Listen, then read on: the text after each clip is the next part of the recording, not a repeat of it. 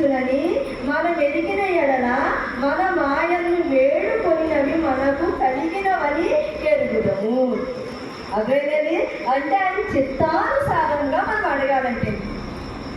అందరూ ఒకసారి నాతో చెప్పండి, ప్రభువా నాకు వినిపింపును, ప్రభువా నాకు తెలియజేయును, ప్రభువా నన్ను విడిపింపును, ప్రభువా నాకు నేర్పును, ప్రభువా నన్ను నడిపింపును, ప్రభువా నన్ను బ్రతికింపును, ప్రభువా నన్ను తప్పించును, ప్రభువా నన్ను పరిశోధించును, ప్రభువా నన్ను పరీక్షించును.